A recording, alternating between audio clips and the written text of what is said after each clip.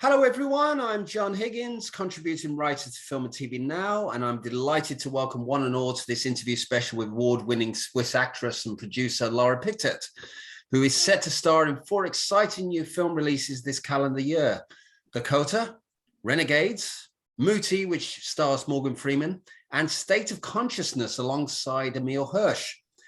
A notable project recently for Pictet was Beast, which wowed audiences across the world. She's fluent in English, French, and Spanish, and her motto is dive in, head first, take risks, and have no regrets. Lara, a warm welcome to you. Hi, thank you so much for having me. Okay, so let's start off with the fact that you're in demand at the moment. You've got demands of multiple projects, and I just wanted to know, what is your criteria for project selection? Many things. The story, the script, the characters, and the production office, the director. It's such a great introduction to the remainder of the project and what could come after that and whatnot. It's always nice to be when you find a team that you work so well with and being able to work continuously with them on different things, but also working with new people and expanding your work entourage is great. Okay, so I mean, you're fluent in 3 languages. I mean, how does that broaden your potential in the marketplace? I mean, obviously, because because you can work in French, you can work in Spanish and stuff. And how does that broaden your potential? In many different ways. I think that it's always very helpful to be able to have someone that speaks multiple languages, also just in regards to character breakdown. And I think that if you can add that little extra piece of something to the character, then it just adds something. It adds a certain element to the story and to the project, and then it just broadens your horizons just as an actor, but also on the production side, to be able to go to various countries and learn the culture and be included in that culture and being able to express that through the work. Now, we're going to talk a bit about the couple of the films that we mentioned in the intro. I mean, first of all, let's talk about the characters you play. I mean, in Dakota, for example, you play the widow of a soldier who died in Afghanistan. And in Renegade, that's actually Kate. That's played by Abby Cornish. I played Jenny. Okay, and tell us about that character you play. So Jenny is Kate's friend, who's this sweet little Southern belle who works for her father's at her father's mechanic store.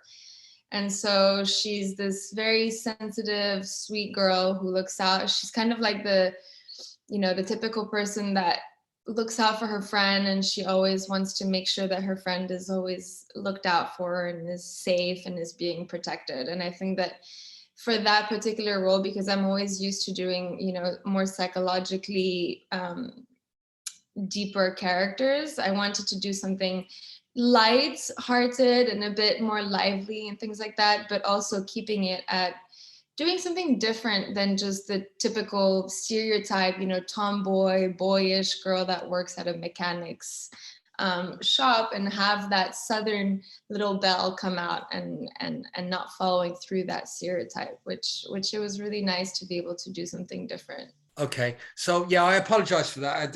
I thought no, don't worry. Now in Renegade, no, that's fine. I mean, it is what it is. I mean, we'll be talking a little bit about Abby Cornish later on anyway. So let's talk about Renegades, which we understand is a highly anticipated action movie. I mean, tell us about what your character is in the tell us a bit about the character you play in that. So that's she's called Sophia, and she's this super strong, fierce woman who is essentially, she's a victim of human trafficking, but then she decides to take matters into her own hands and becomes the hunter of the traffickers and wants to sell them all out and finally have justice for the girls. And that was really, really great because I actually got to speak to a dear friend of mine who works with nonprofit organizations and travels to areas where victims have been, saved, and they rehabilitate them to back to a life without fear. And so and so it was just super interesting to be able to talk, and find out really interesting aspects of that inhumane industry that is so much more vaster than we think that it is. And yeah, being able to add just that sort of hope, in the storyline, that yeah, you have no control over what might happen, but you can decide to be strong and use that fierceness that we all have within us. So that was really cool. And being able to play with amazing, icon actors was great. Okay. Now, we understand you're also a producer as well as an actress. I mean, what are the key challenges for you in that capacity? And I mean, obviously, we're at the moment, we're going through a lot of concerns about diversity and gender and encouraging more female women to become in much more major roles in the industry. I mean, what do you feel is being done to encourage more women to become producers in the industry? I mean, there's been there's amazing women in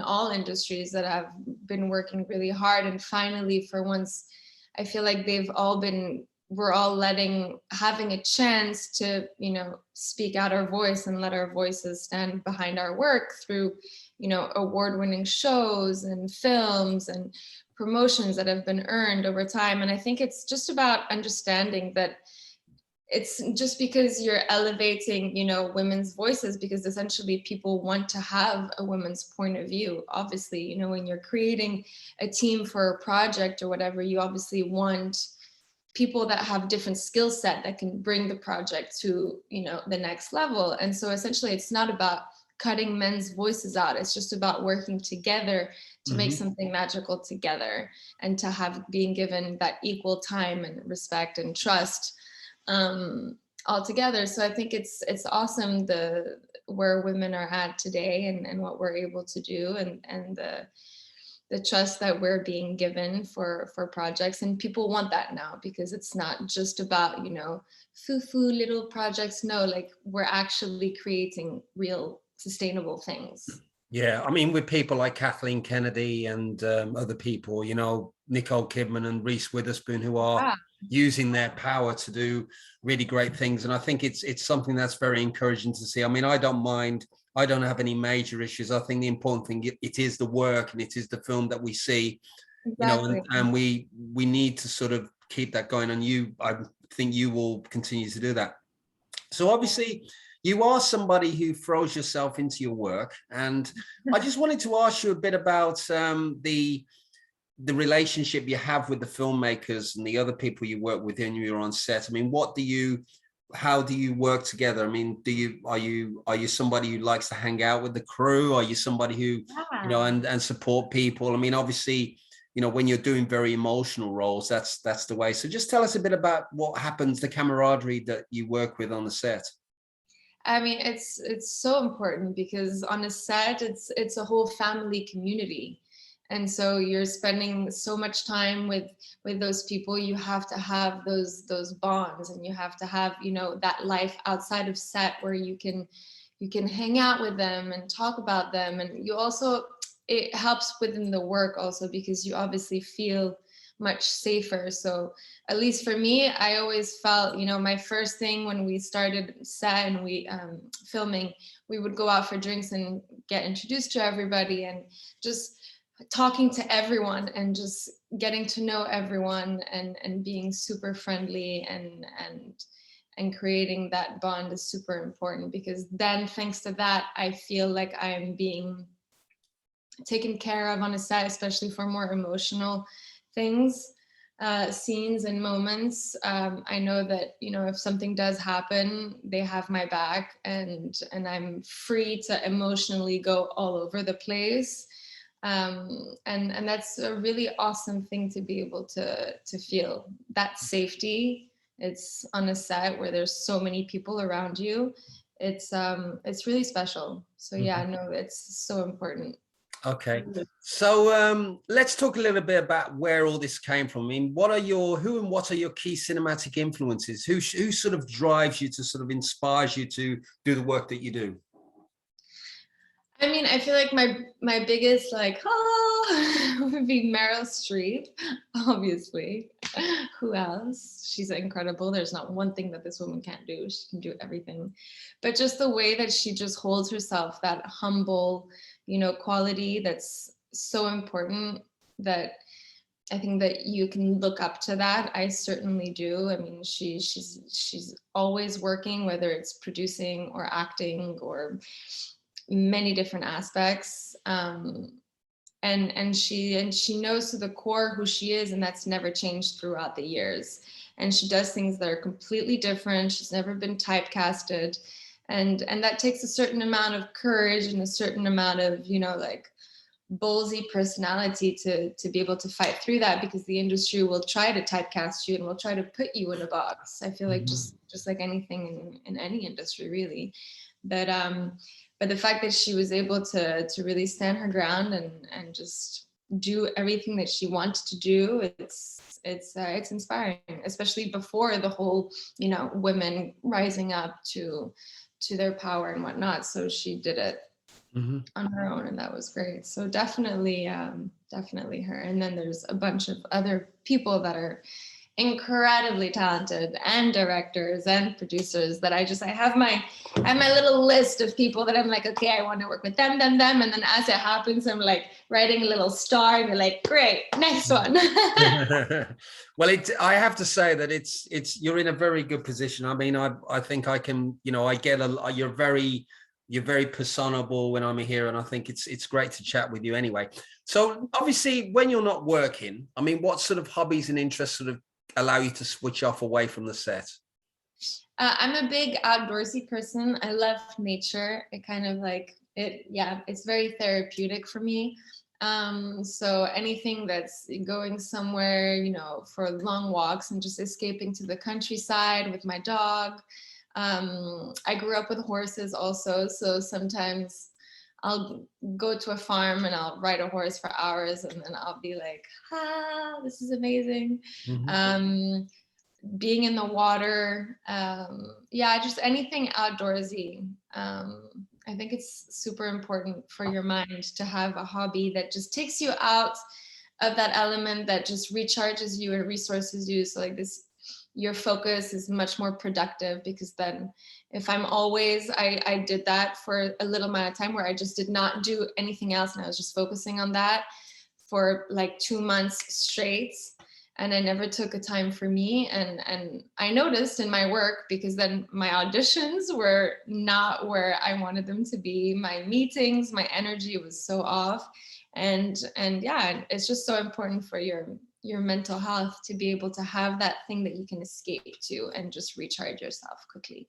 Okay, well, I believe that. I couldn't agree more. I mean, switching off is crucial. So let's talk a little bit about the talents you have worked with. I mean, you've worked with William Baldwin and Abby Cornish, who you mentioned earlier in Dakota, Morgan Freeman and Emile Hirsch. So tell us a little bit about your experience working alongside these actors. It was incredible. Just honestly, doing my work on the side and like doing my prep for my character, showing up on set, prepared and whatnot.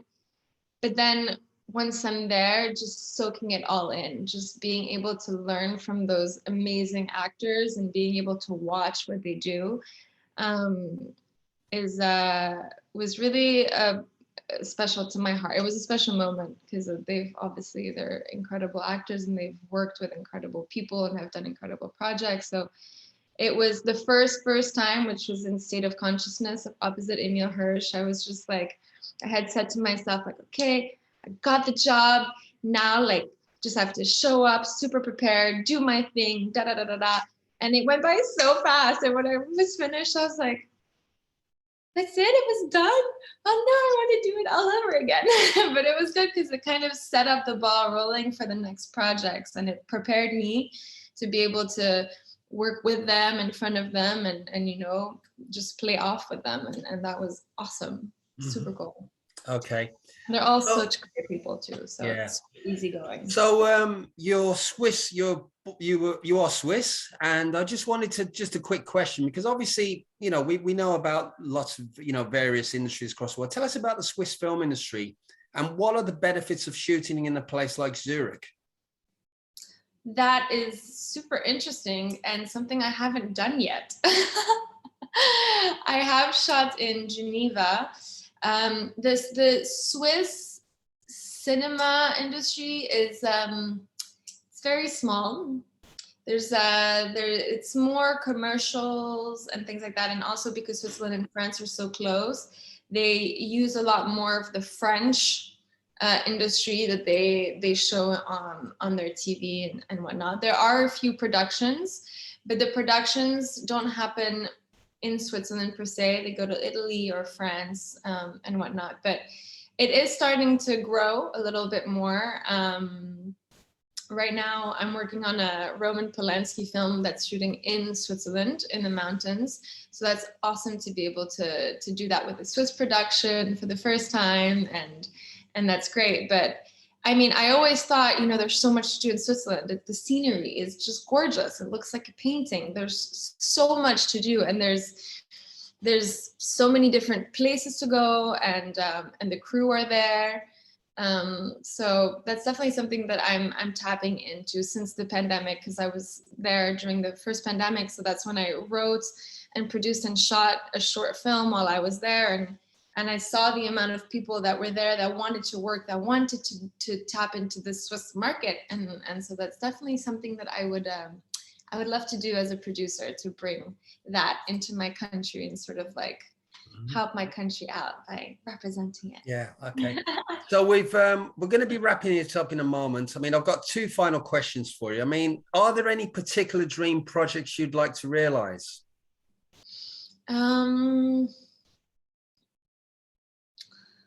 So many. So many, but essentially I have like my 5-year, you know, goals and 10-year and 20 years and where I'd like to be. But at the end of the day, the world is always evolving, and sometimes things happen out of the blue when you can least expect it. So I just learned that I'm just going to go with the flow, and I'm just going to earn my right to work with those people. And when the time is right, that will happen, and that'll be a great experience.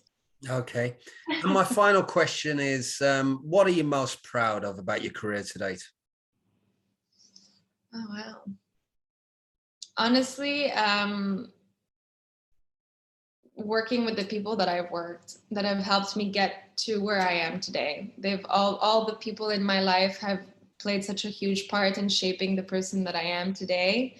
And I really owe it to all of them. And that's what I'm so grateful for. And I'm super proud that I was able to do that on my own, get those contacts on my own through my work. And that's an amazing thing that I can. Okay.